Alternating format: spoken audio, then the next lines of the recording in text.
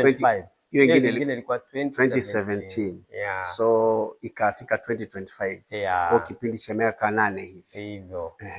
So hii nayo ilikuwa ni tatizo la Disemba ambaye ni Disemba ambayo ya mwaka ambao uko nyuma yetu ambao iliisha. So kuanzia kipindi hiko nimesumbuka sana na nilishindwa kabisa, nilikuwa siwezi. Ilikuwa nzito sana kwa sababu ilikuwa imeingia kiasi ambacho siwezi inuka kiuno, siwezi inuka ni joint zote, tumbo, maumivu kila mahali. Hiyo sasa ni sumu tena umewekewa kwa mara ya pili. Hiyo ni sumu kwa mara ya sasa pili. Ile ya kwanza ulikuwa umetuambia ni hotelini. Labda hii ya pili unakumbuka ilikuwa ni wapi, kama ni hotelini tena hapo hapo? Hii ya pili ndio ilinikanganya sana. Mara nyingi akili yangu inawaza labda ni kwa matanga. Lakini exactly ama mahali penyewe mara nyingi ninashindwa kwa sababu sikuielewa mapema. Wala nilianza kuhisi dalili na nikaeleza mke wangu. Na nakumbuka kuna mali tulikuwa kwa mazishi pia, nikaeleza mke wangu, nikamwambia tutoke kwa sababu hali si nzuri. So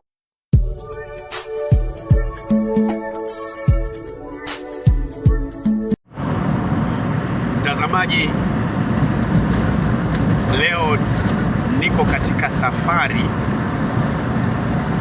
ya kwenda kutafuta bwana mmoja ambaye ni mtumishi wa Mungu. Mtazamaji, labda umewahi kusikia mchungaji au mtumishi wa Mungu kuwekewa sumu.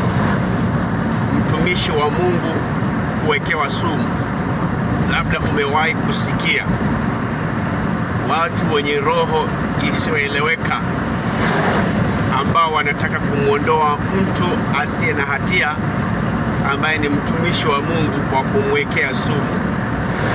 Leo hii niko safarini milima na mabonde kwenda kumtafuta mchungaji huyo ili aweze kutupatia ushuhuda wake. Mchungaji huyu aliwekewa sumu sio mara moja, mara ya kwanza na mara ya pili, lakini Mungu akawa mwaminifu na akamnusuru. Safiri nami pamoja, tutafika kwa mchungaji huyu, atakaa naye, atatueleza. Karibu mtazamaji, safiri pamoja naye. Mtazamaji, kipindi hiki kinakujia kwa hisani ya Haradali TV. Tunavuka milima na mabonde, ni sehemu kame kabisa. Wazungu wanasema interior, a very I can say a very dry area, lakini Haradali TV wameamua kulivalia swala hili njuga kuletea simulizi hili. Mtazamaji, tumekaribia kufika eneo hili ambalo mchungaji anapatikana.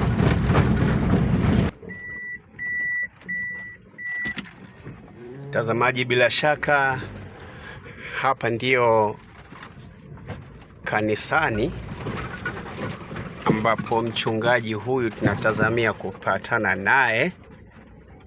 Atatueleza hapa ni wapi. Yes, nimepata habari kwamba tutapatana hapa kanisani.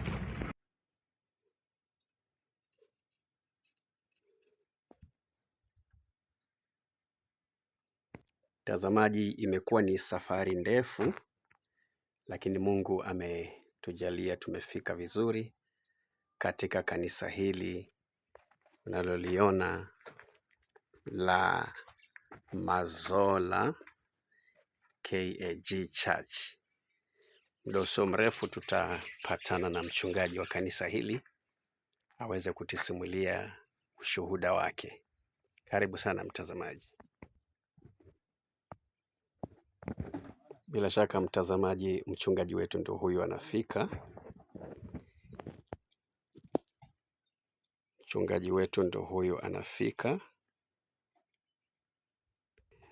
Asante sana mchungaji, asante sana. Mtazamaji wangu, kama nilivyokupatia taarifa hapo awali ya kwamba nilikuwa tunasafiri kwa ajili ya kumtafuta mchungaji ambaye ana ushuhuda mrefu, ana ushuhuda wa ushindi. Mchungaji huyu ambaye alipitia mapito magumu.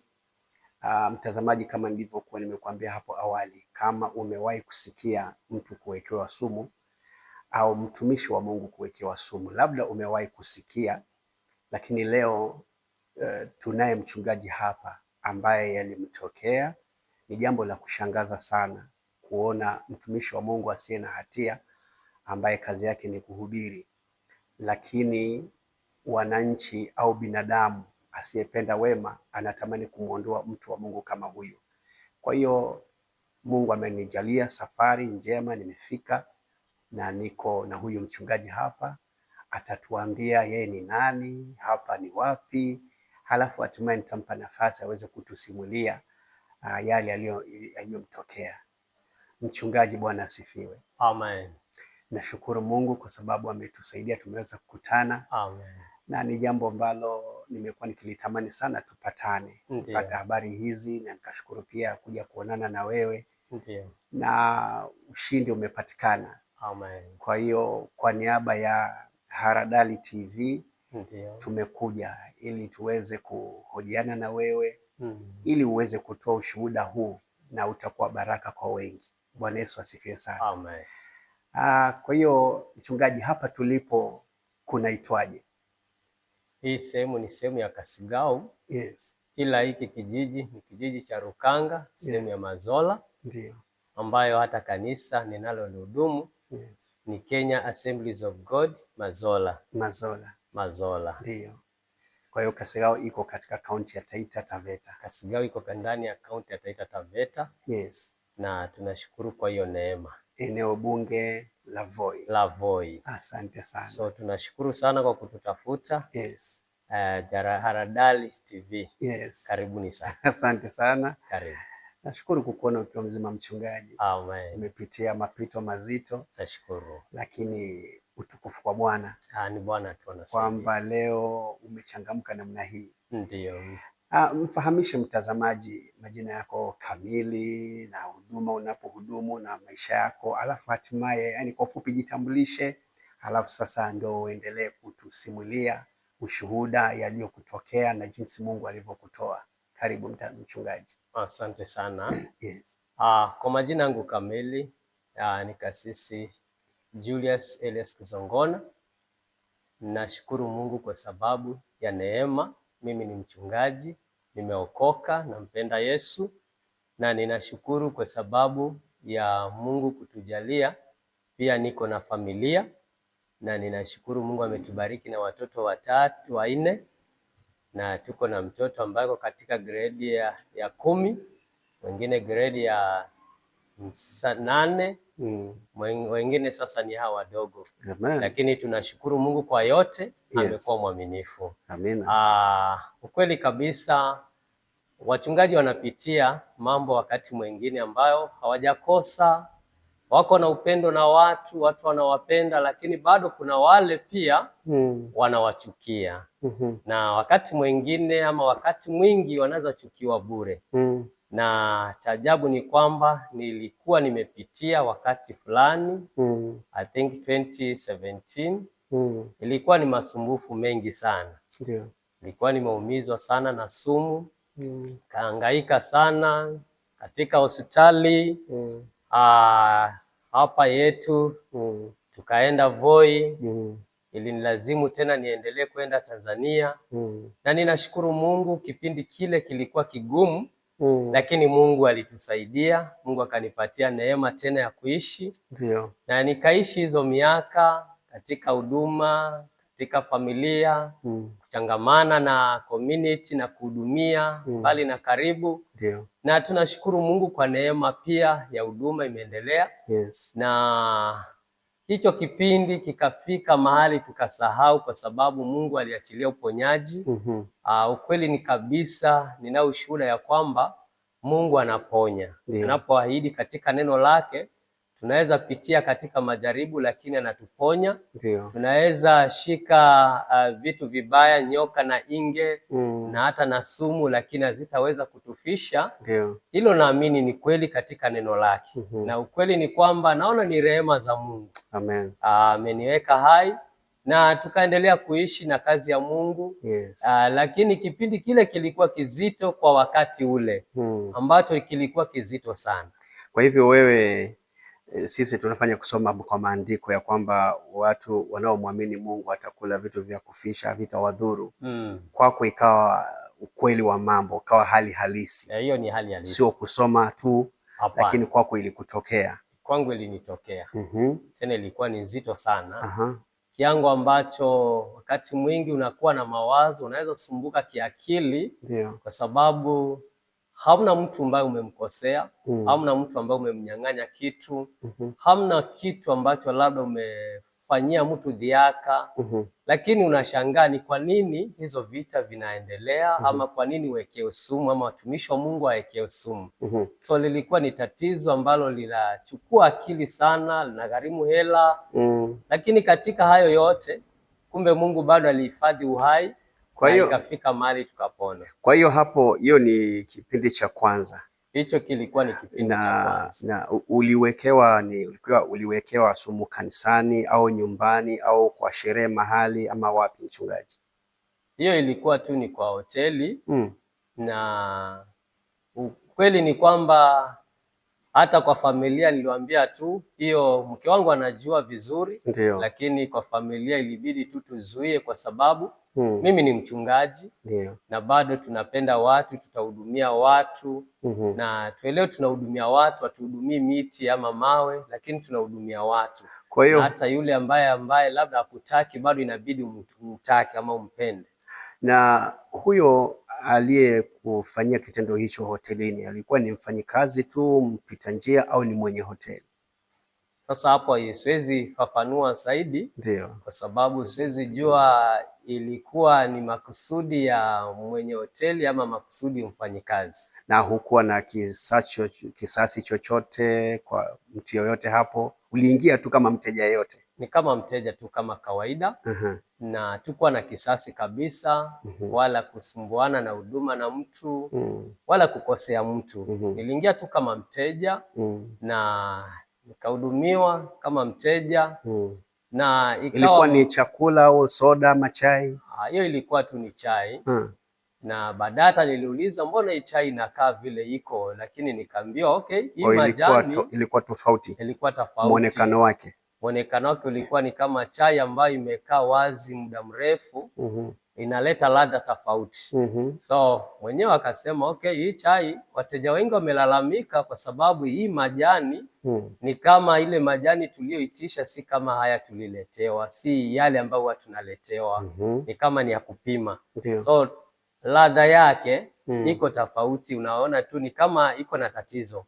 Si kama ile chai ambayo umezoea.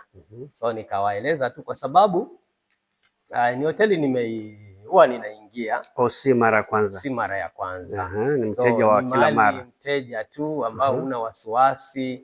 Huko kijijini hujakosana na watu. Huko mtaani hujakosana na watu. So unapokaa unaona tu uko salama. Na ni kitu gani kilikufanya ukaona ni sumu hasa? Shida ilianza wapi? Tatizo lilianza tu si dakika nyingi. Nikasumbuka kwa sababu nakumbuka vizuri ilikuwa ni masaa jioni, saa moja. Mke wangu alikuwa anafanya supermarket. So ilinibidi tu niende nimchukuege kila hiyo masaa ya kutoka. Saa 1:30, saa 2. So nikaona tu kuna jibaridi na akanipigia bado sijamalizia kazi. Endelea kufanya mahesabu alafu nitakupigia.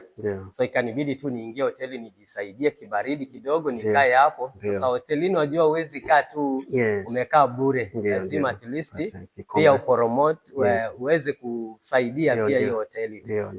So ikawa iko hivyo, lakini baada ya kutoka wewe ulikunywa hiyo chai ukamaliza ukaondoka? Hata chai sikujaimaliza. Tayari matatizo yalianza pale pale. Chai ladha ilinishinda. Na ilikaa ni kama iko kidogo na kauchungu. Nikaona hii chai kauchungu si kama ya kawaida. Ndio. So ilibidi niache. Na baada ya kutoka ilikuwa ni tatizo tayari, nikaeleza mke wangu, nikamwambia hapa naona sijui ni nini kinaendelea, lakini chai niliyotumia naona inanidhuru. So huo usiku tulikaa na shida sana, kuchukua hatua ya kuenda hospitali kuhudumiwa, kuenda Voi, Referral Moi Hospital, kupata madawa kawa bado. Na hapo ndipo daktari aliponihoji mambo mengi. Ndio. Kumbuka ukienda Voi pale Equity Bank, mpanda juu kuna Farmers ilikuwa imefunguliwa pale, hospitali ndogo ambayo inauza madawa. Ilikuwa inaitwa First Class. So nikajaribu kuongea, nikajaribu kupeana makaratasi yangu. Kumbuka daktari wa moyo alikuwa ameniuliza maswali kama nishawahi kutumia sumu, kama nishawahi kunywa sumu. Mimi nilicheka sana na nikamuuliza, mtu mwenye kunywa sumu, mwenye kujitakia kujimaliza, haizi jileta peke yake. Lakini mimi nimejileta peke yangu kwa sababu niko na tatizo, ninasumbuka. Nilikuwa nasumbuka sana, nashindwa, nguvu zimepungua, kutembea ni shida kiasi. Pole mchungaji. Lakini baada hivyo akaniambia usiwe na wasiwasi, utapoona utachukua hii madawa. Na baada hivyo ilibidi tu niende Farmers hapo ya hospitali kuchukua madawa. Baada ya kuchukua madawa iliambiwa niende ninunue madawa Farmers. So nikaulizia hii madawa nitayapata wapi? Nikaelezwa kuna Farmers pale Equity Bank juu, kuna First Class. So nilienda hapo na nikapatiwa madawa. Hiyo madawa ilikuwa inaenda pesa nyingi kiasi. Lakini baadaye yule daktari, nikauliza yule aliyekuwa pale akinipia madawa kama ni kuna daktari ama yeye kama ni daktari. So akanieleza kuna daktari ndani, unaweza muona kama unamhitaji kumuona. Wakati huo nishachukua madawa, hata mengine nimeanza kuyatumia kwa sababu huyo daktari wa Moi hakunieleza exactly ya kwamba ilikuwa ni sumu. Aliniuliza maswali na akaniambia usio na wasiwasi. Lakini alikuwa ameshuku ni kama alikuwa sielewi, alikuwa ameshuku, sielewi alikuwa ameona kwa vipimo. Siwezi jua. Ndio. Sikufahamu ni nini aliona, maana nilijaribu kumuuliza maswali akaniambia kwani uko na wasiwasi? So nikamwambia mimi sina wasiwasi. Na umesema hujawahi kunywa sumu, hujawahi kunywa sumu kabisa. Nikamwambia ni sawa, sijawahi. So nikaingia nikaona daktari. Baada ya kuangalia zile majibu, akaniambia hapana, hapa ni kubaya. Labda tuanze vipimo vingine. Lakini ninaona hizi vipimo na kulingana vile ninavyoona na vile amekuuliza maswali, kuna hali ya tahadhari. So unastahili labda tukupeleke Ikanga ufanywe vipimo. Ili ndio nikaona hospitali zetu za Kenya zinakuwa ghali. Niko na ufahamu sana wa Tanzania. Na madaktari wa Tanzania ninawashukuru kwa sababu hakuna kule kuhamishwa sana. So unaweza pata kila kitu kiko hapo, madaktari wako. Nikaona hapana, venye kwetu tayari ni Kenya lakini wamenificha kidogo. Nikaona tayari niko na uzoefu wa kwenda Tanzania sana. Nikaona acha nitakimbia Tanzania. So nilirudi nyumbani. Tukajipanga. Kesho yake nikaenda Tanzania. Baada ya kuenda na ikaonekana ni sumu na ilikuwa percentage juu sana. Pole mchungaji. Na ikawa tu ni huduma zianze. Na wakanishauri hata kama nilikuwa naendesha gari nisiliendeshe, nitafute dereva. Nikamwambia nimekuja na dereva na nimekuja na gari, na nashukuru Mungu kwa sababu nilikuwa nimeandamana pia na mtu wa mkono. Shukuru Mungu nilikuwa na mchungaji ambaye tunaitana Mgosi. Mchungaji Pastor Francis Mwaluga. Nashukuru Mungu nilikuwa na driver ndugu yetu Kiangi wakati huo. So ilikuwa tu safari ikawa nzuri. So ilikuwa baada ya wiki mbili ilikuwa lazima niripoti tena Tanzania. Mchungaji, huu muda wote sasa kutoka umetumia hiyo sumu, umekunywa chai yenye sumu, ni siku ya ngapi sasa? Kuanzia wakati huo. Kuanzia wakati umetumia sumu mpaka sasa hiyo sasa umeenda Tanzania. Hivyo imepita siku ngapi? Hizo stari zilikuwa tu ni kama siku 4. Siku 4. Siku 4. Ila nilikuwa katika masumbufu sana. Ndio. Na sasa ulikuwa kuna dawa umetumia ya kudhibiti, maanake sasa sumu ikiwa ndani ya mtu na imekaa siku 4, kuna nini ulikuwa umetumia haikukumaliza mapema? Asante. Kuna dawa tulikuwa tumetumia. especially tuko na wazee. Kuna dawa inanunuliwaga, kuna watu wanazungushaga dawa hii ya kukoroga, inakaa tu kama chumvi ama sukari. Alafu kuna dawa ingine venye nilikuwa natatizika na kutapika. So kuna mzee alinisaidia na makaa.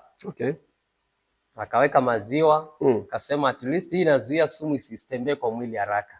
So nilitapika sana huo usiku, hiyo baada ya kutoka kuchukua mke wangu kufika nyumbani. Na ikawa hiyo dawa ambayo inasaidia mambo na sumu, kukata sumu. Naona hizo dawa zilinisaidia sana. Zilinisaidia sana. Haya, sasa mmefika Tanzania, mmepimwa, umeonekana ni sumu, ndio matibabu sasa yakaanzia hapo.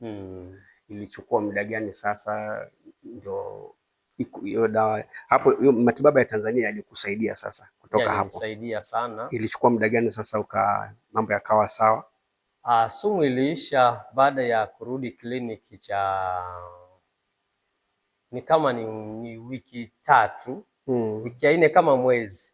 Ikawa sumu imeendelea kuisha, ilikuwa imebaki kama % 15 kumbuka, ikiwa tunamaliza mwezi. Kwa hiyo pale walikupa dawa ukarudi nyumbani kwa unatumia dawa sasa. Kwa hizo wiki 3. Baada ya wiki 3. Nilikuwa narudi baada ya wiki 2. Nilikuwa narudi Tanzania. Baada ya wiki 2? Baada ya wiki 2. Vipi, ni mara ngapi sasa? Ulienda mara ngapi? Nilienda kama mara 6. Nilikuwa naenda after every 2 weeks. Baada ya wiki 2 nilikuwa naenda.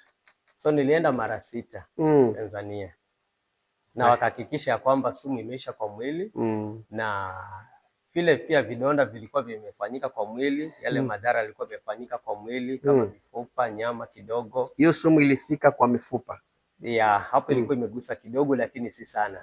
Ila kwa utumbo, utumbo wangu ulikuwa umekungutika kidogo kwa sababu ilikuwa inakula. Waliniambia kwamba ile ni sumu ya polepole ambayo inamaliza watu sana.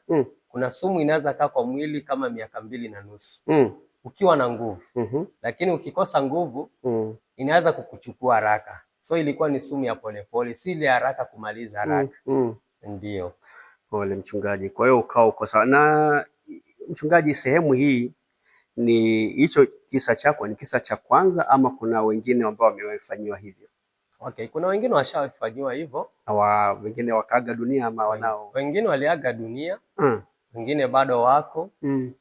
Tukumbuka tulikuwa na ndugu yetu wa agriculture, mpendwa mmoja wa agriculture ambaye aliaga dunia, kwa rafiki wetu sana. Na kuna watu wametendewa hivyo. Unajua jambo la sumu linakuwa ni ngumu sana kulinena tu hivyo. Kwa sababu bado maisha yako mbele. Sababu hutachukia watu kwa sababu ya kutoa ushuhuda sana. Ama kila anayekuja kukuangalia tutamweleza kwamba nimepitia hili tatizo linalohangaika ni sumu. Wakati mwingi inabidi unaficha ule ukweli kabisa.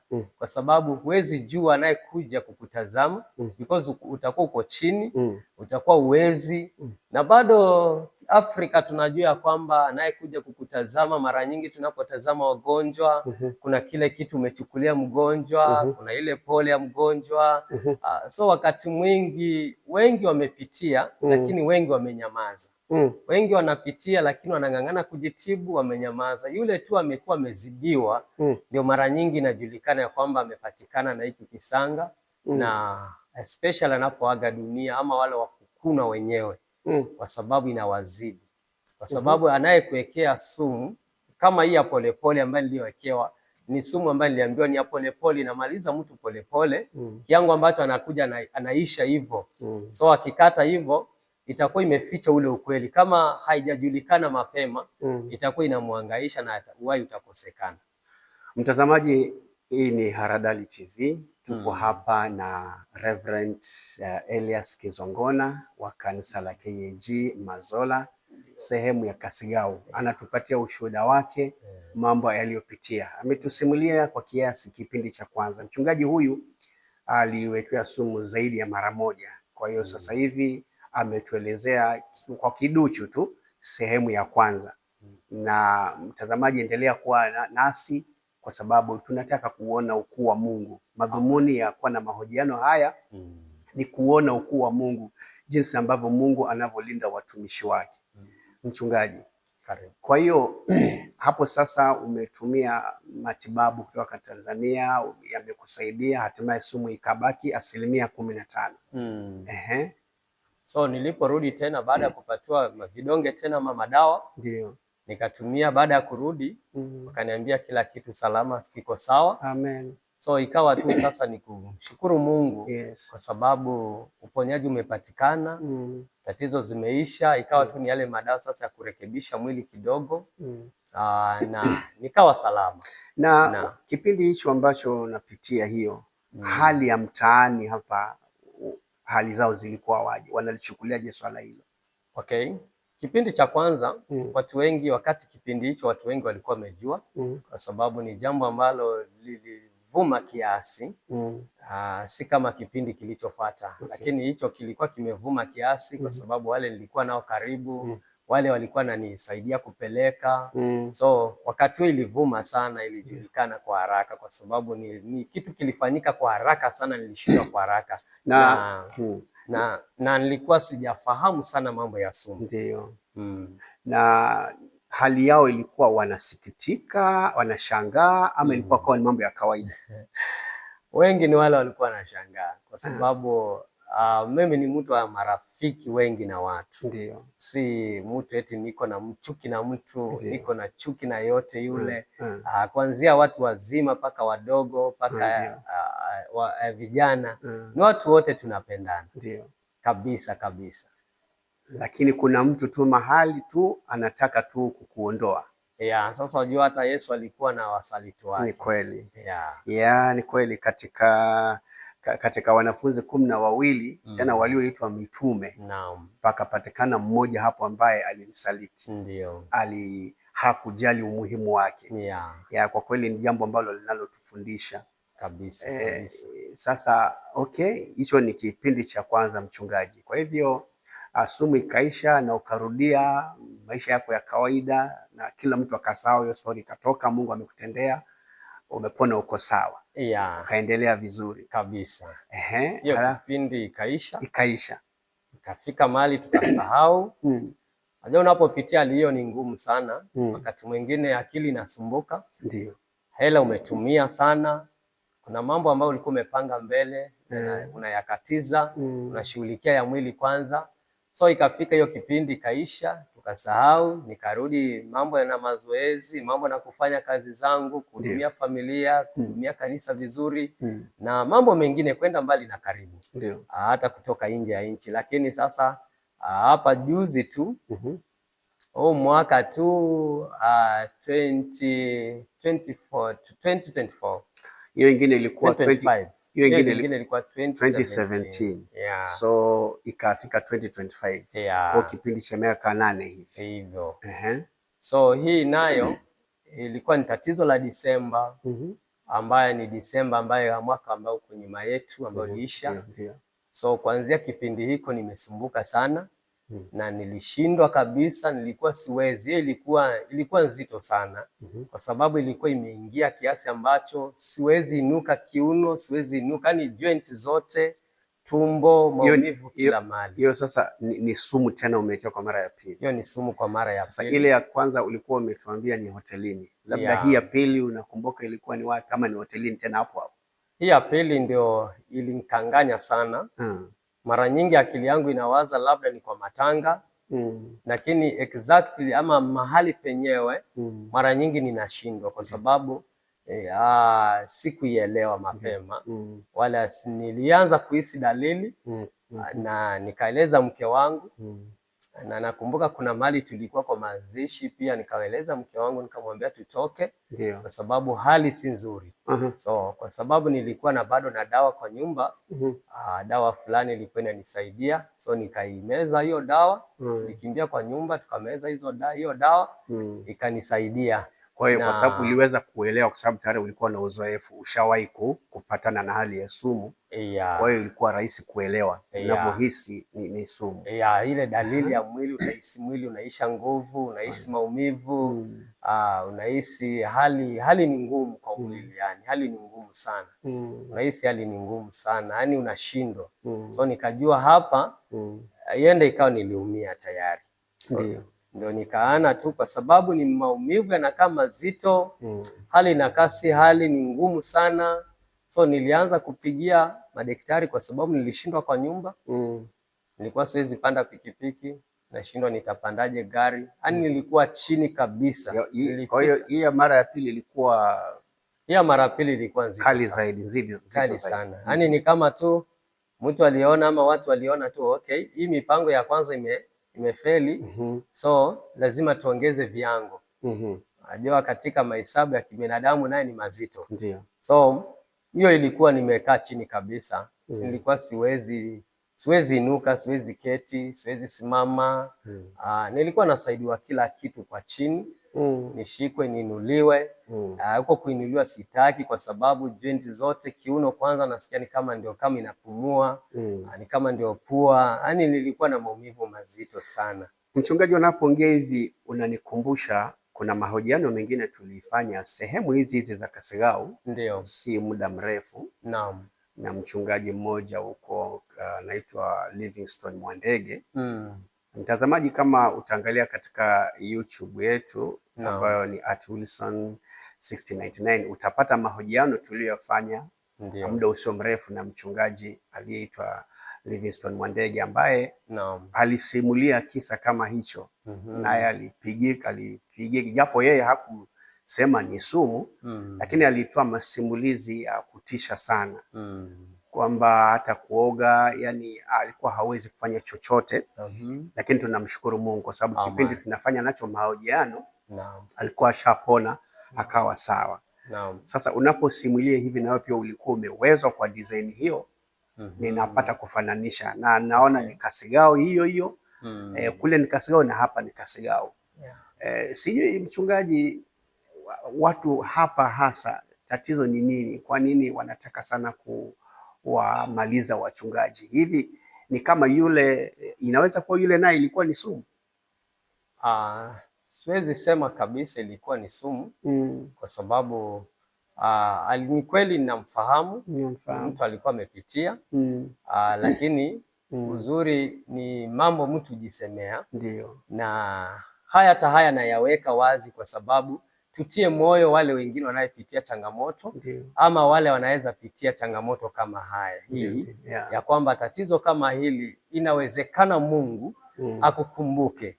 Inawezekana unapopata matibabu kwa haraka, unapopata madaktari waaminifu wa kuweza kukuhudumia, inawezekana ukipata madawa iliyo sahihi, unaweza okoleka katika maisha, na maisha yanaweza rudi. Na hatuwezi sema ya kwamba labda sehemu hii ndio sehemu iliyo na tatizo. Hapana. Kwa sababu matatizo yamejaa kila kona ya dunia. Ila ni nani anayepitia haya na ayaweke wazi namna hii? Kuna wale wamepitishiwa. Wengine hata labda ni washirika. Wengine labda ni family members. Wengine labda hata ni mtu na mke na mume. Lakini wamenyemelea tu hapo. Wametulia. Lakini hili ninaliongea ni kwa sababu katika dunia watu wanapitia changamoto kama hizo, na hali zinapitia, watu wanapitia hivyo. Lakini ukweli ni kwamba ukweli ni kwamba si maeneo haya ya Kasegau peke yake. Na tunapoona ni sumu ya polepole, hatuwezi kusudia tu ni Kasegau tu. Bali mtu anaweza wekewa sumu hata mbali. Anaweza wekewa sumu hata mbali, ila ikiwa ni ya polepole. Kwa sababu madaktari waliniambia kuna sumu inaenda hata miaka 2.5. So ukiwa na nguvu unaweza songa. So kuna watu wanapitia matatizo, lakini kumbe ni sumu ya polepole. Kwa hiyo hata inawezekana usijue uliwekewa wapi. Usijue kabisa. Unafikiri ni ugonjwa wa kawaida. Ya hujui ulikula wapi. So ushauri wangu sana ni kile ukiona tofauti kwa mwili, ni vizuri sana uende ukaguliwe. Baada ya kukaguliwa ujulikane ni nini unachopitia. Kwa sababu wengine wanaweza kusudia tu ni hali tu ya udhaifu wa kawaida. Wengine ni familia wanaweza ona tu hapana, hii ni hali ya kwake tu. Hapana. Kile ambacho nashukuru Mungu ni kwa sababu nimeokoka. Kama ningekuwa labda natumia vileo, labda watu wangefikiria tu huyu ni kulewa tu. Na labda uhai ningekuwa siko naye kuanzia kitambo cha mbele. Kwa hiyo hii sasa, hii sehemu ya pili nayo pia ukapata matibabu, ulienda Tanzania tena ama ulitibiwa hapa nchini Kenya? Hii sehemu ya pili sema ukweli ilikuwa nzito sana. Na ilibidi niite madaktari, niita daktari wa health center yetu hapa Kasigao. Aliweza kunihudumia sana mpaka yeye mwenyewe akashindwa. Nikamweleza sasa, kulingana na haya madawa na masindano vile nimepata, umenichoma masindano, ukweli ni kwamba nahitaji nifanyiwe vipimo.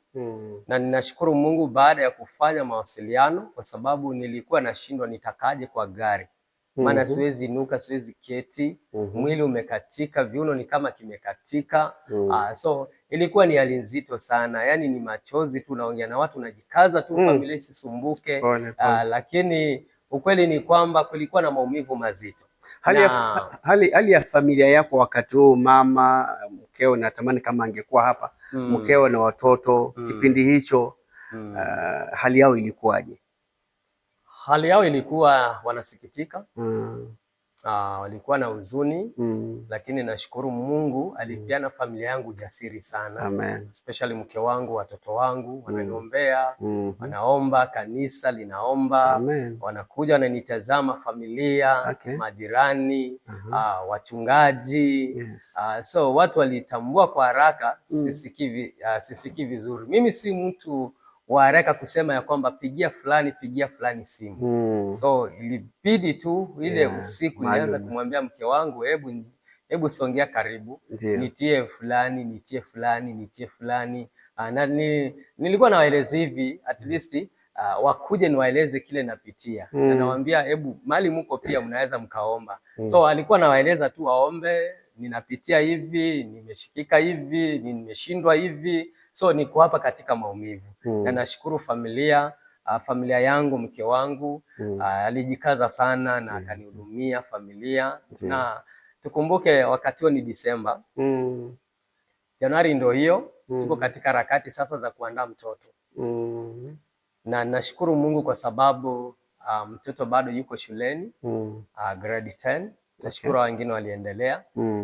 Na tukumbuke ni wakati ulikuwa mgumu bado, wa kiangazi, shida za njaa.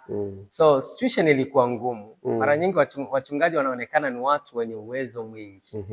Lakini inategemea na mahali na inategemea na assets zako. Kuna wachungaji hawana kazi. Kuna wachungaji hawaingizi hela kwa mwezi. Kuna wachungaji makanisa, mara nyingi watu wanaona makanisa, wanaona mchungaji ako na kanisa. So ana uwezo wa kujiweza. Lakini wakati mwingine sio hivi vile watu vile wanavyofikiria. Wakati mwingine wachungaji wanaweza lala njaa. Wanasema washirika pale wanatoa sadaka, kwa hiyo unavuna sadaka. Mara nyingi hizo ndo dhana za watu. Lakini huo si ukweli. Huo si ukweli, kwa sababu tumeitwa kuwahudumia. Hatujaitwa kuvuna kile ambacho labda wako nacho. Lakini tumeitwa tuwahudumie. Na kila kanisa ama kila ushirika, kila dini iko na mipangilio yake. So mara nyingi watu wanaona tu wachungaji ni watu ambao labda ni watu wa kukaa tu, lakini wachungaji ni watu wa kujituma. So familia yangu ilikuwa na huzuni kwa sababu nilikuwa siwezi toka tena kuwashughulikia. Niko chini, utafutaji. Walikuwa nashindwa na chakula, wanashindwa hili linakuaje. Mke wangu vile nilimweleza, watoto ndio sikuwaeleza kwa sababu bado ni wadogo. Na ilibidi tu nieleze mke wangu tu atulie. Na daktari akanihudumia sana. Wa hapa Kasigao Health Center. Madawa nini ya private nini, lakini ikafika mahali siku ya 3 nikamwambia hizi sindano na haya madawa ni kama bado, yani silali, naumwa, mwili unasumbuka, ninahangaika, natamani kutapika, sitapiki, natamani, yani unatamani, kuna hali unahisi kwa mwili, yani ni nzito sana. Aliyepitia, anayesikia labda ninaongea, anaelewa kile ambacho nilichokuwa ninapitia. Ni kweli mchungaji, kwa hali ambayo uliokuwa nayo. Na hata mimi nilipofika nikakutana na wewe jinsi unavyotembea, nikasema kweli Mungu ni mwema kutendea. Maana tulikutanaga wakati ule ulikuja nyumbani. Kuona. Na pia kuna wakati ulikuwa na picha ambao pia ulipiga jinsi ulivyokuwa chini unavyohudumiwa. Nipata kuiona. Ndio. Namshukuru Mungu kuona jinsi ulivyo. Amen. Kwa hiyo hii hapa mtazamaji, niko na Kasisi Julius Kizongona wa kanisa la KAG Mazola, mchungaji ambaye amepitia majaribu makubwa, kuwekewa sumu mara ya kwanza hotelini na mara ya pili sehemu ambayo hakuweza kuikumbuka kwa sababu ni sumu ya polepole, ila baadaye aliweza kupimwa ikajulikana ni sumu. Mtazamaji, kama nilivyokuelezea ni kwamba binadamu wanashangaza. Kama vile mchungaji anavyoelezea, ni mtumishi wa Mungu, kazi yake ni kuhubiria watu ili waweze kupona kutokana na dhambi zao, lakini tuko katika dunia hii ambayo shetani yupo na yeye ndio huwa anapiga vita, kwa sababu anapomwona mtumishi wa Mungu ambaye ni moto sana, amekazana na kazi ya Mungu, kazi yake huwa ni kuweza kusimamisha kile anachokifanya. Kwa hiyo hapa leo tumekutana na mchungaji anayetueleza kisa chake halisi. Si kisa rahisi, ni hali ya uchungu mwingi sana, lakini tunamshukuru Mungu kumuona kwamba yupo mzima, Mungu amemtendea. Na kwa hiyo mchungaji, umetuambia ya kwamba si wewe tu, katika eneo hili visa vimekuwepo vya watu kuwekewa sumu, aidha mchungaji hata kama si mchungaji, na hivi visa vinafanyika hotelini, matangani, harusini, na ama ni sana sana ni wapi? Siwezi sema ni wapi kabili, kwa sababu inategemea, kila shetani ako na mbuyu wake kila mwanadamu ako na adui wake. So kama kuna mtu anakuinda, inaweza fika mahali popote tu. Lakini Mungu anatusaidia. Na sana sana mahali ambapo watumishi wa Mungu wanapigwa vita ni eneo ambalo uchawi umekithiri sana. Hapa hali ya uchawi iko namna gani? Hatuwezi sema uchawi upo ama haupo. Lakini nafikiri uchawi, uganga ni jambo la dunia nzima, kila sehemu iko. Ni sawa tu na mapepo yako kila mahali. Kuna dini za kila mahali, kila sehemu. So tunaishi na watu wote vizuri kwa sababu wote ni watu. Na watu wenye dhambi pia ndio tunawahitaji katika kanisa la Mungu, ili wamjue Kristo, wabadilike. Sasa hatuwezi sema eti Kasigau kuna uchawi ama uganga. Lakini ukweli ni kwamba ni jambo la dunia nzima.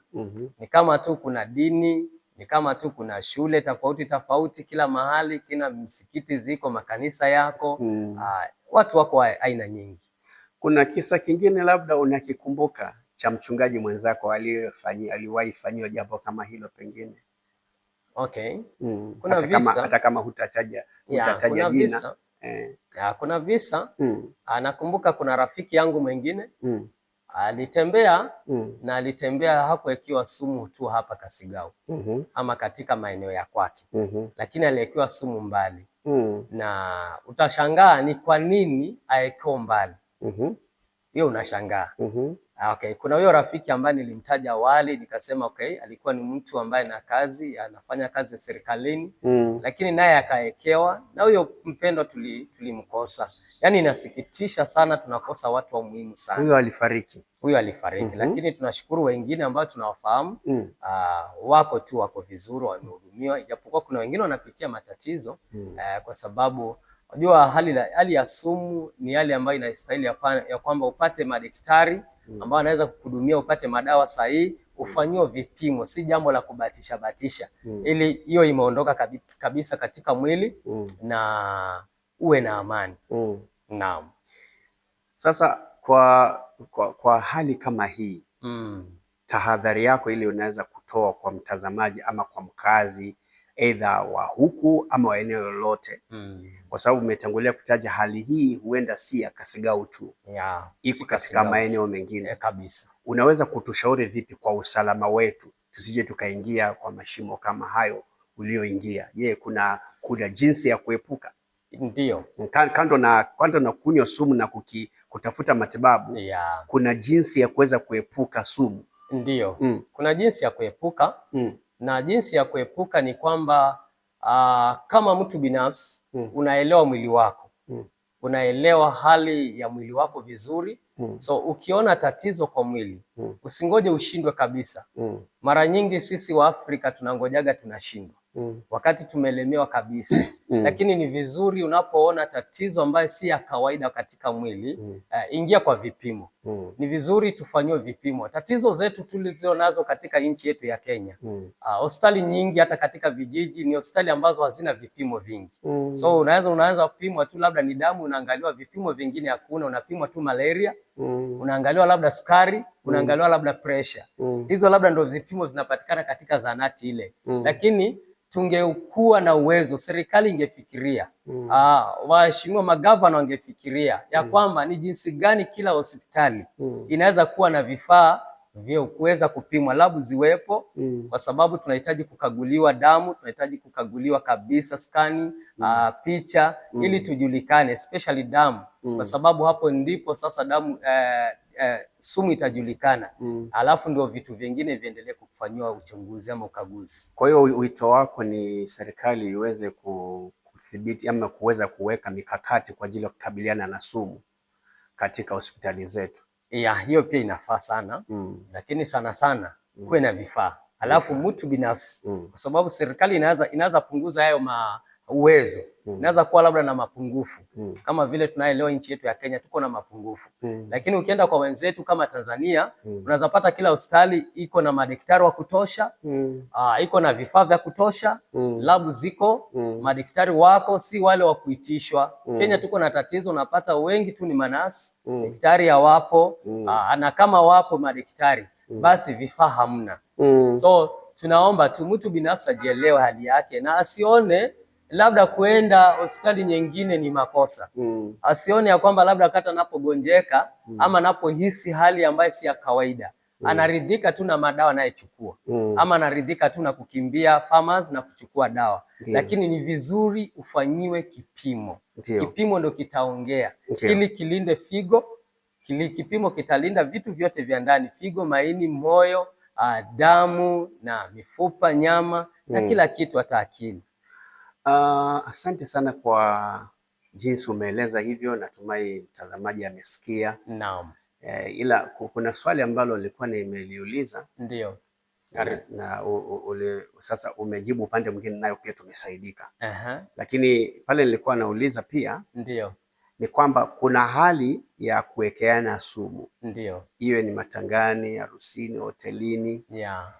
Ushauri wako kwa sisi wanadamu, tutajiepushaje na hao watu wa kutuwekea sumu ili tusiingie katika visa kama hivyo? Hiyo uliyoelezea ni wakati mtu ameathirika na jinsi anavyostahili kukimbia. Ni tabia gani mwananchi anastahili kujiepusha nayo ili aepuke mitego kama hiyo? Mitego kama hiyo tunaweza jiepusha labda na kukula. Lakini ni tatizo lililo nyeti sana, kwa sababu kama mchungaji, ndio, kunaweza kuwa ni harusi, umefungisha harusi, ndio, na labda umeletewa chakula, na kama kuna yule anakuinda, labda ni karamu, labda ni ushirika wa nyumbani ama kwa mtu. Sasa inakuwa ni ngumu sana hapo. Naona nafasi ile nzuri, tunaweza jilinda, kuna vitu tunaweza zizuia, lakini tatizo la Mwafrika, hata matangani kama hujakula ama harusi, mara nyingi wanaangalia, halafu ikifika kwako, so unaona unategeshewa. Mara nyingi Afrika wakati mwingine wanaacha chakula kwa sababu wewe uliacha mahali. Sasa tunaweza jilinda labda kwa njia labda ya maji. Kila mtu ajichukulie maji. Kwa sababu hata siku za leo tunaona kuna watu wanapitia magonjwa ya kuambukizana kama TB. Unapata labda ni karamu ama matangani, mitungi imewekwa pale ya maji, vikombe ni vile vile, kila mmoja anakinywea. Lakini tunaweza epuka hiyo. Hiyo ni rahisi. Lakini chakula, sherehe, ni jambo tu, ni swala tu, hata kama unaweza jizuia kwa siku moja ama nyingine. Lakini huwezi jua ni nani anakuinda. Na mchungaji, unahisi kwamba anayekuwekea sumu atakuwa ni mtu wako wa karibu au ni mtu wa mbali? Hilo linakuwa ngumu sana kujua. Sana sana huwa kulingana na experience na matokeo ambayo umesikia, na sababu umenieleza kwamba una visanga unavyovijua, japokuwa hatutaji watu majina, lakini wewe unaweza kuelezea ni kama kwa mfano mchungaji, yule atakayemwekea sumu ni mshirika, ni mtu wa karibu, sababu katika karamu atakayeweka sumu ni mtu amekuja kutoka mbali au ni mtu wako wa karibu. Sana sana ni watu. Mara nyingi atakaye kufanyia hivyo ni mtu anakufahamu na hata kama anaweza nunuliwa, kwa sababu kuna wale wananunuliwa. Kuna mtu ni wako wa karibu lakini anaona jinsi ya kukufikia. Okay. Jua inaambiwaga kwamba ukitaka kuua nyani usiangalie uso, kwa sababu utaona tu ni kama ni wewe. So unaweza ionea huruma. Sasa anaweza nunuliwa na anaponunuliwa unaona anaweza fanya hivyo. So mara nyingi inakuwa ni jambo ngumu kupata jawabu. Je, ni mtu wa karibu ama ni mtu wa mbali? Mara nyingi inakuwa ni tatizo sana kuwaza. Nilikuwa nasikia mwingine ambaye alienda mahali, mtumishi wa Mungu, walikuwa wako katika shughuli mahali, na yeye akaletewa chakula. Ndio. Hakikuletwa kwa pamoja na wenzake. Ndio. Yeye aliletewa kando. Akaambiwa, mtumishi wa Mungu, hiki ni chakula chako. Ndio. Kando na vile wamesaviwa wote kwa meza. Yeah. Labda kwa hatua kama hiyo, ushauri wako ni gani? Ushauri wangu ni chakula kinapomegwa ama kinapo gawanywa ama watu wanapohudumiwa, basi ni vizuri chakula kiwe mahali pamoja. Halafu ni vizuri hizo vyombo ama hizo plates, sahani ama vikombe viwe mahali pamoja. Lakini wajua mwanadamu ni mwanadamu aliye na akili nyingi. Ni kama tu mambo ya mitandao. Kuna mtu anaweza weka sumu hata kwa kucha. Na anapokuwekea akuwekee. Niko na rafiki yangu walikuwa wawili tu, lakini kumbe huyo mwingine tayari ashalipwa. So alimwekea mwenzake kupitia kwa kucha, aliweka sumu kwa kucha. Vipi mchungaji? So chakula na chai ilikuwa tu ameiweka tu pale kwa chai, kwa sababu chakula walikuwa nakula pamoja. Lakini kwa nyumba, kwa sherehe ama kwa hoteli? Hata wao walikuwa wameenda hoteli. Okay. Lakini kumbe yeye ndio kama sasa ashanunuliwa. Okay. Ashamwekea mwenzake bifu kivyake ama ashanunuliwa. So hapo hatuelewi vile ilikuwa, lakini ilikuwa tu ni kupeleka kisha kwamba amemalizana na hii kitu. So sumu iliyoko kwa kucha. Sumu iliyoko kwa kucha. So ilikuwa wakati anaposongeza chai, mwenzake tu alikuwa kwa simu. So demo alipokuwa kwa simu, mwenzake akachukua na akasongeza. Kumbe kule kusongeza chai ashangusa ile sumu. Na alipotia kidole kwenye hiyo chai. Ashaiangusha, ni kama tu alifanya kupangusa. Okay. So ashaipangusa tayari ishaanguka. Alipoona ishaanguka ni basi. So waliweza kutumia na chakula kutumia, lakini baada ya kutumia ile chai kidogo akaiona hii chai iko tofauti. Akauliza mwenzake, hii chai ya kwako unaiona iko salama? Akasema, hii chai sioni, kwangu iko sawa. Kwani iko na shida gani? Mimi naona chai iko salama. Lakini kumbe chai ilikuwa na tatizo. Na baada ya kuendelea kutumia alianza kuhisi kama kichefuchefu, nataka kutapika, na akawa ameachana na hiyo chai.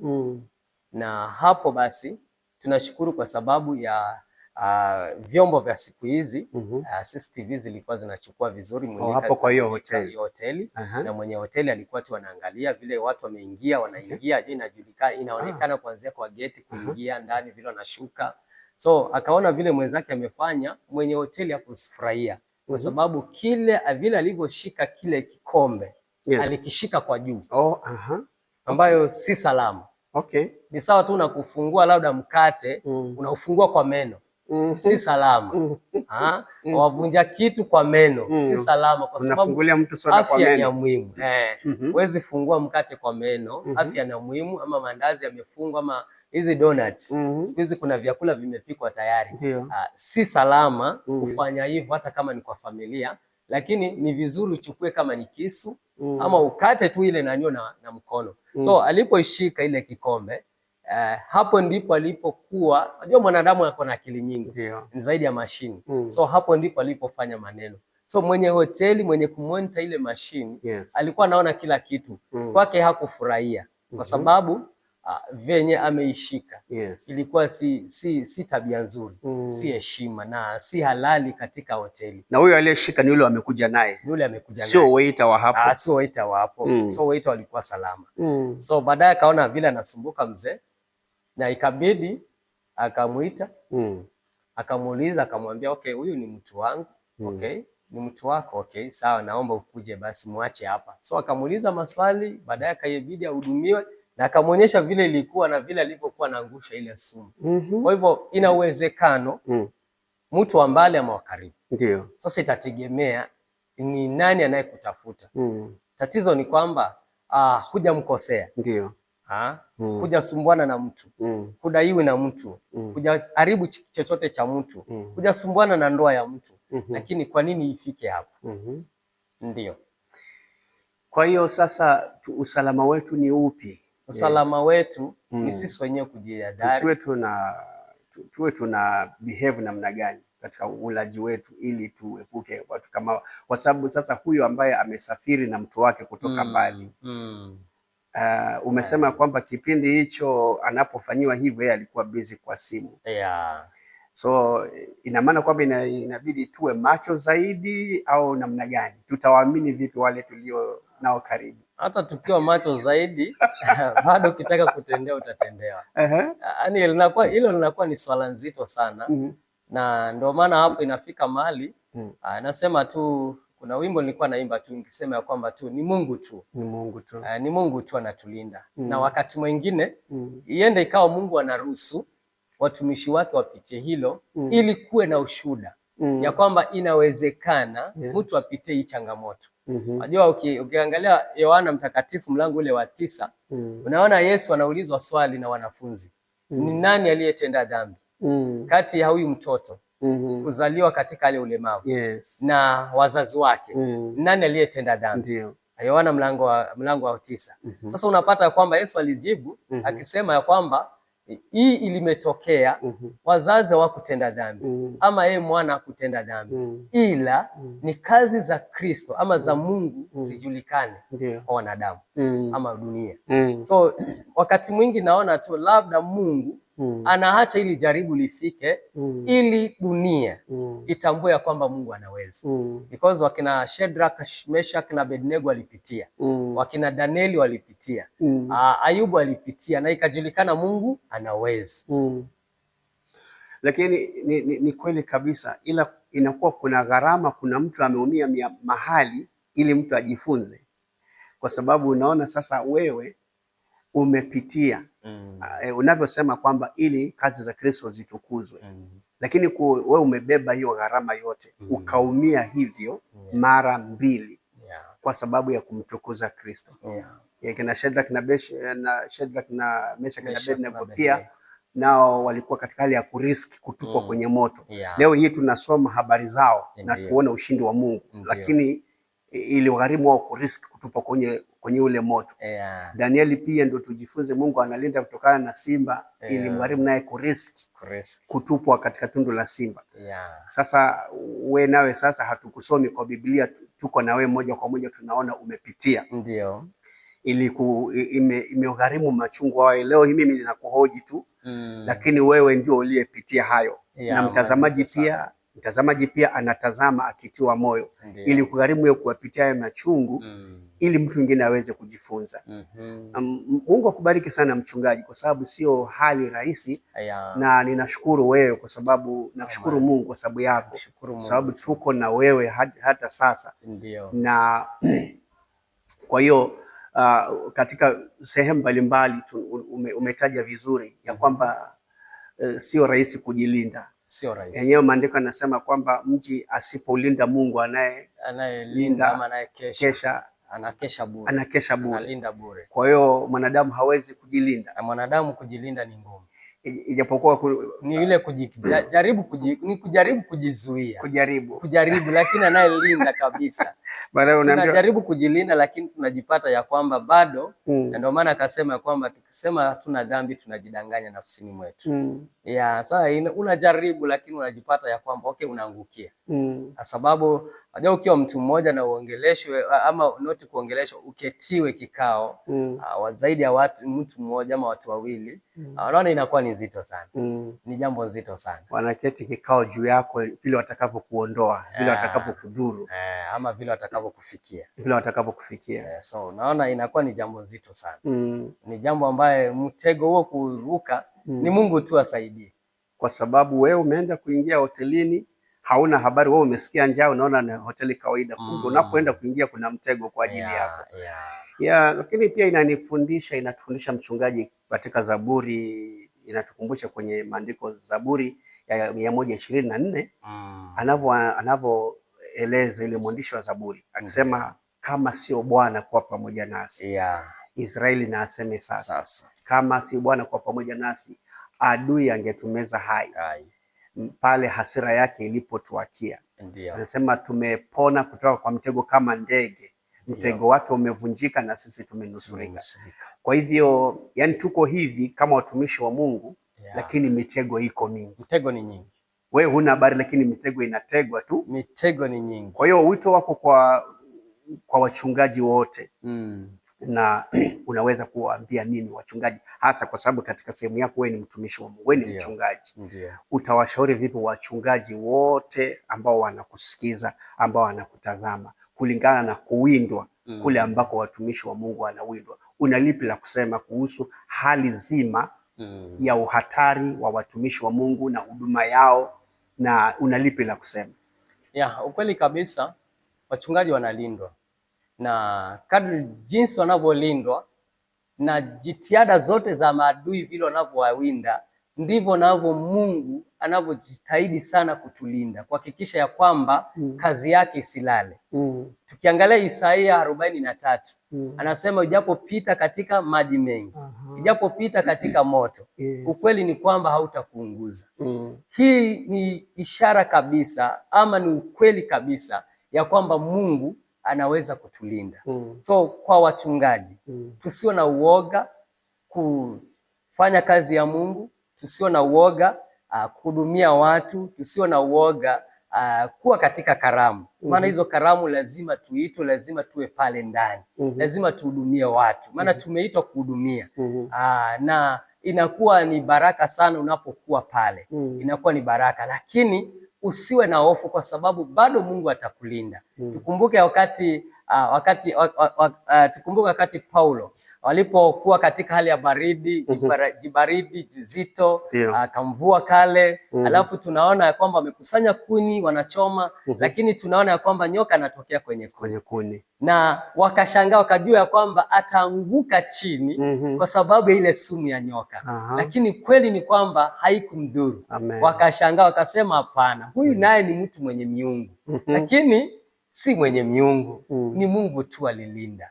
So hata sisi watumishi, na si watumishi tu, yeyote aliye katika nafasi, hata katika siasa, hata katika uongozi wote, unaweza kuwa kiongozi katika kijiji, kiongozi katika mtaa, mali popote pale, lakini ujue ya kwamba uko katika riski ya maisha, ni Mungu tu analinda.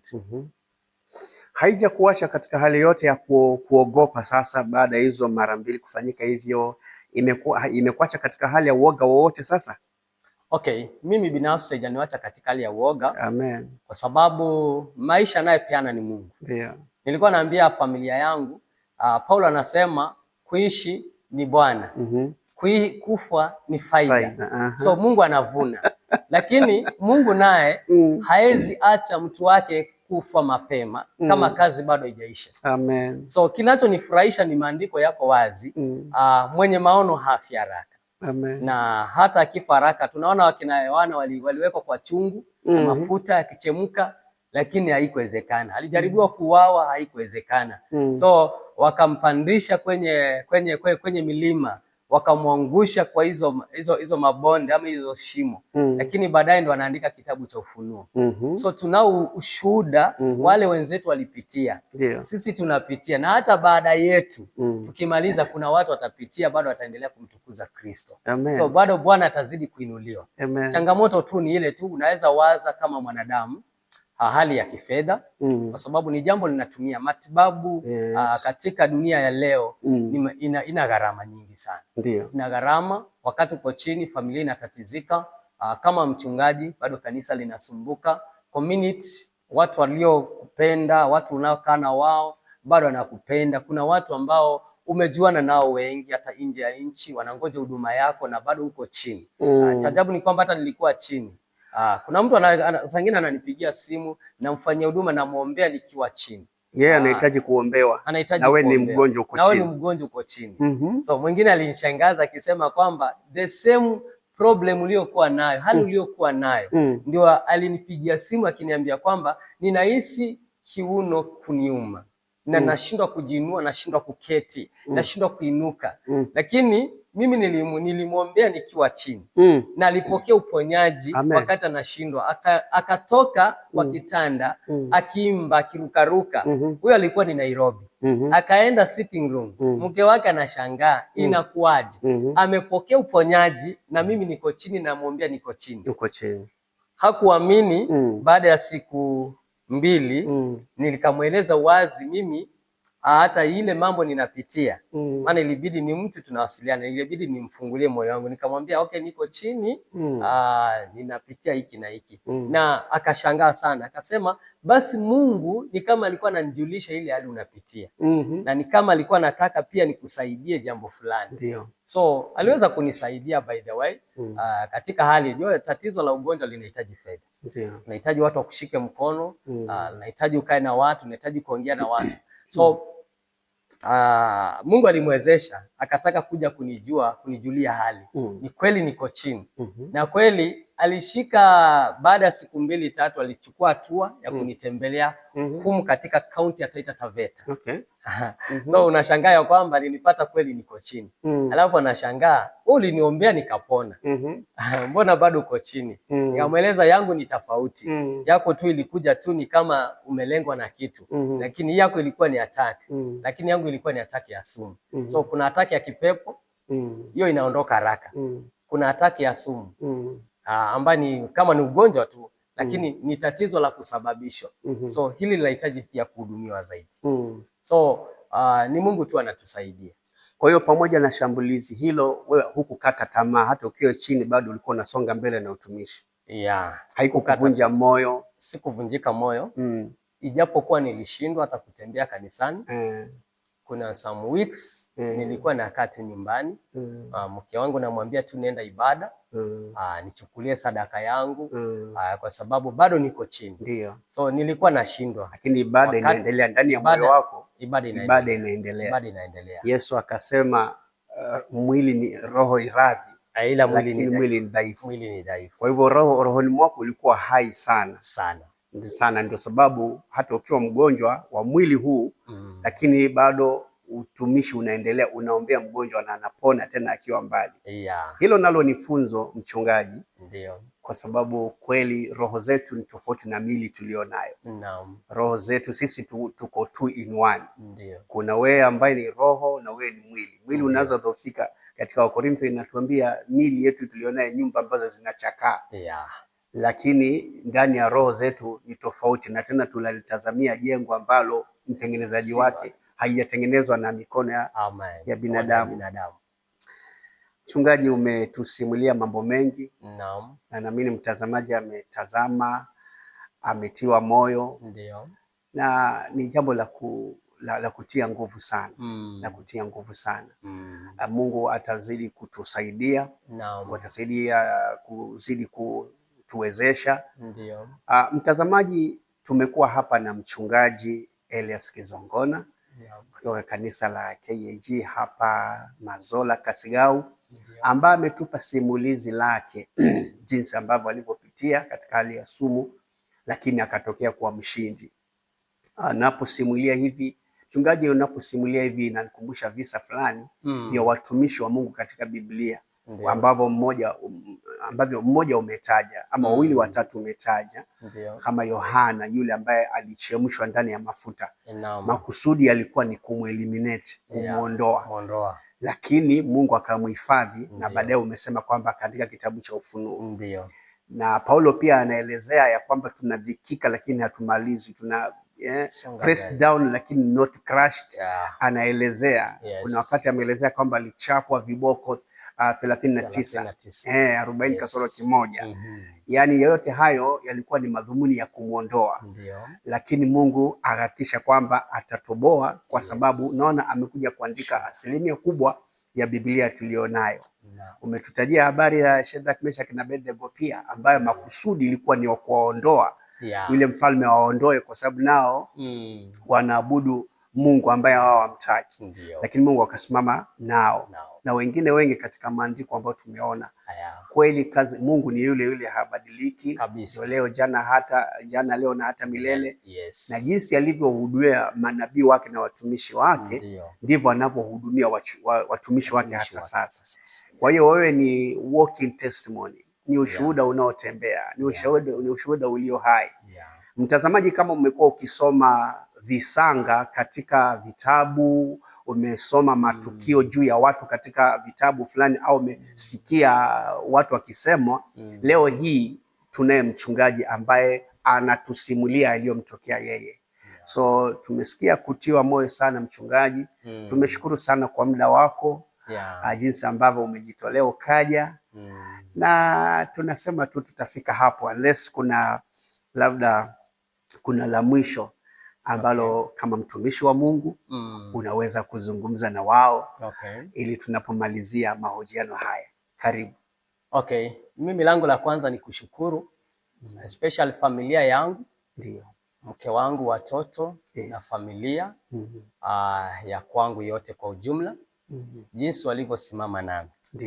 La pili, nashukuru familia ambaye ni ya kanisa, ambaye ni kanisa nalolihudumia, na zile zilizo chini yangu, ninawashukuru sana. Lengine ninawashukuru kwa sababu wote waliweza kulia pamoja nami, kuhakikisha ya kwamba uhai upatikane. Waliweza kujitoa sana kunihudumia. Lengine nashukuru pastors, wachungaji wa sehemu hii ambaye ambaye ni ya hapa kijiji ya Rukanga. Tuko katika muungano wa wachungaji Kasigau, Pastors Fellowship, ambaye chairman wetu akiwa ni Reverend Mwatela Mwanganyi. Huyo ndio chairman, mwenyekiti katika muungano wa Kasigau nzima, ambaye inatoka hapa kwenda mpaka Buguta. Hiyo wachungaji wote tuko pamoja. So wachungaji wa town baada ya kututembelea, maana tuko na hii ndogo ya town, ndio wakaeka mikakati, wakataka kujua hali yangu pia zaidi ya afya, na wakaeka mikakati. So mimi ninawashukuru. Walikaa pia chini kuweka mchango, kwa sababu hali ya matumizi na hali ya madawa katika nchi yetu ama dunia leo ni ghali sana. Ni ghali sana, hata serikali ingeangalia hilo. Na ninashukuru kwa sababu ya maskofu especially wetu wa Kenya Assemblies of God na baraza ya askofu Nyamai pale district yetu ya Mombasa. Nashukuru Askofu Mdamba. Nashukuru sana pia askofu wa sehemu hii Pesima ambaye ni Askofu Joram Mwanguo. Walijitoa sana. Nakumbuka alijitoa kabisa, na tukaenda naye mpaka Tanzania na gari lake na tukarudi. Na kila wakati wamekuwa watu wa baraka kunijulia hali, kutaka maisha yangu yapate kuonekana. Ninashukuru pia kwa waheshimiwa wa mpande huu pia. Walinishika mkono sana. Kiongozi kama Baba Dan Mwanzo, mheshimiwa senator, former senator, mheshimiwa Amos, wote ninawashukuru. MC wetu ninawashukuru sana. Kwa hivyo wapendwa, tukiishi na watu vizuri, tunaweza kuwa katika uzuri. Tunaweza pokea mema sana. Mikono ya watu inaweza kukufadhili sana. Na wakati mwingine vile nimepitia, wakati mwingine nashindwa. Nimekaa na urafiki na watu sana, ni wengi tunasaidia. Watu wengi wanajua hapa Kasigau tunasaidiana kwa njia moja ama nyingine, especially katika huduma, katika matibabu. Kuna watu wengi wanawatoa nje, tunawarudisha, tunaregesha, lakini wakati mwingine unabaki ukishangaa, kwa nini hili nalo litokee? Ndio maana pale mwanzo nikatangulia kusema, yenda ikawa tu Mungu ameona labda apitie kwangu, nipitie lijaribu kwangu, ili kuwe ushuhuda ya kwamba inawezekana mtu apitie katika mtihani huu mzito, mgumu sana, na bado maisha yapatikane. So mimi ninawashukuru wote watu wetu wa Kasigau na hata nje ya Kasigau. Pia nakushukuru sana kwa sababu ya Hajaradali. Mungu pia akubariki. Ulitembea kwangu, ukatembea mpaka leo pamoja pia umetembea. So najua Mungu analipa. Najua Mungu analipa kabisa kabisa. So mimi nashukuru kwa mikono yote ambayo imesimama pamoja nami. Ninashukuru sana. Hata ijapokuwa kuna deni kidogo, lakini najua ile ambaye gharama kubwa ambayo Mungu ametusaidia. Na hata Mungu akikusaidia, unaposikia ushuhuda, ukiniwekea chochote cha kuendelea kumalizia hilo deni, bado nitashukuru. Bado nitashukuru. So okay. So labda kwa ajili ya hilo ambalo umelisema mwisho, pengine kuna mtu amesikia ushuhuda na angependa kusimama nawe, basi unaweza kupeana mawasiliano yako. Ndio. Manake watu ni wengi wanaotazama na watu mioyo yao iko tofauti tofauti na wangependa kwa baraka kwako. Okay. So mimi ninashukuru sana kwa hizo msaada zote na wale wananisikiliza.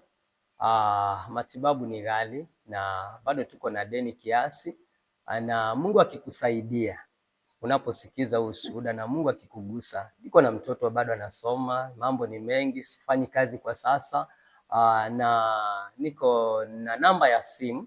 Namba yangu ya simu ni 0716460892.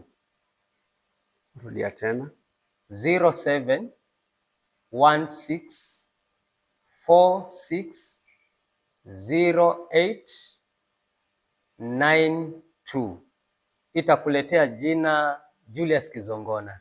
Na Bwana akubariki sana unapofanya hivyo. Mungu awabariki zaidi. Mungu akubariki mchungaji.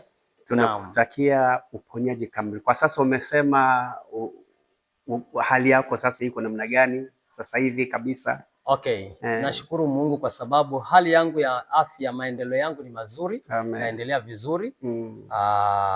Ni ile tu kutulia, kwa hata kupumzika bado, kulala kwa mattress nzito bado sijaanza kulala kwa sababu mifupa ilikuwa imelegea kidogo. Na wakati huu nafanya mazoezi kidogo. Kuna mazoezi nafanya, naweza beba maji yangu, naweza fanya, yani kuna vitu niliambiwa nisiinue vizito, na nimeendelea kuona ya kwamba mwili umeendelea kuwa na hali nzuri. So maendeleo yangu ya kimwili yako mazuri zaidi. Na Mungu ameendelea kuwa mwaminifu sana. Sana. So hata on Thursday nitarudi check up. On Thursday nitarudi check up. Niko na daktari wanakuja. Na wakati mwingine naenda Tanzania. Na Mungu atanisaidia. Najua nitasafiri. Na Bwana ni mwaminifu. Kabisa. Bwana ni mwaminifu. Na tumemuona katika maisha yako, tumeona ushuhuda huo. Amen. Na ombi langu mchungaji kwamba Mungu akuponye kabisa, akamilishe uponyaji na kuepushe na mitego wowote mwingine ambao unaweza kuwa unategwa mahali. Usiwahi tena kuingia katika hali kama hiyo. Bali uwe mzima na ili uweze kufanyia Mungu kazi. Unapokuangalia wewe bado you are still young. Bado sana. Na kazi ya Mungu iko mbele. Tunaliona kanisa la Bwana liko vizuri, linaendelea vizuri. Kwa hiyo tunashukuru. Kwa hiyo ombi langu ni kwamba Mungu akushindanie. Ushuhuda ufikie, ujenge wengine wengi. Na huduma yako Mungu azidi kubariki. Kama unavyotusimulia, wewe ni msimamizi wa makanisa. Wewe ni overseer wa makanisa kadhaa, si mchungaji tu, bali kuna makanisa unayosimamia. Na Mungu azidi kukupa neema. Amen. So Mungu azidi kuwabariki sana. Najua kwamba tuendelee kupendana.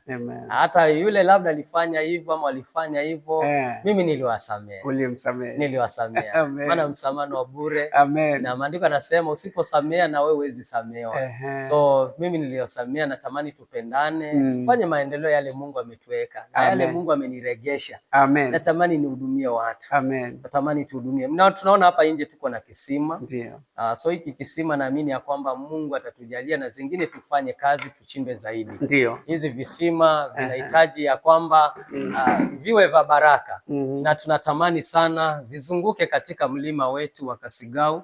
Na hata katika nje ya mlima wetu wa Kasigau. So tunatamani zaidi. Mungu atujalie tu katika hali hii. na ndio maana tunaendelea ili tuhakikishe ya kwamba, maana tulikuwa tunapanga sana tumalize hili jengo ambalo liko mali hapa, nataka tumalize. Tuko na viguzo hapa tunaweka fence. Tuko na viguzo hapa tunaweka fence. Tuko na shamba hapa tunapanda mboga. Mboga ziko maana tuko na maji.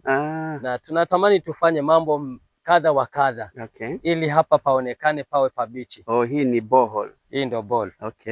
Hii ndio ball. Fikiri hapa inazuiwa na miti kidogo, lakini iko tu inaonekana. Ndio. Na Mungu ni mwaminifu anapotupatia maisha. Ndio. Tamanio la moyo wangu, natamani nihudumie community, nihudumie watu na si Kasigawi tu peke yake. Ndio. Natamani tuwe na endelea tu. Tunatamani tuhudumie watu. So tunaposukuma mambo ya maji, tunaposukuma mambo ya kupanda makanisa, tunaomba tu umoja wenu. Umoja wenu utakuwa wa baraka kwetu na utakuwa wa muhimu sana kuhakikisha ya kwamba kila kitu kiwe salama, watu wapate huduma zao karibu. Mimi ninashukuru Mungu kwa sababu watu ni wengi wametushika mkono na hatubaguani. Dini zote hapa tunapendana. Mpaka wakati mwingine unashindwa hili linatokea wapi. Maana dini zote tunapendana. Tuko na Waislamu tunapendana. Nashukuru wamekuwa baraka sana kunitazama, kunishika mkono katika hali ya matibabu na wamekuwa baraka zaidi. Unapoliangalia hili jengo bado halijaisha vizuri kwa sababu ya hizo changamoto. Ndio mchungaji anaposhikika ni kama kondoo wanaweza tawanyika. Na mimi nashukuru kondoo hawakutawanyika kwa sababu ya matatizo hayo mengine ya awali na hili la juzi hawakutawanyika. Ila tu miradi ndio zinasimama. Miradi zinasimama. Sehemu hii ni sehemu kame.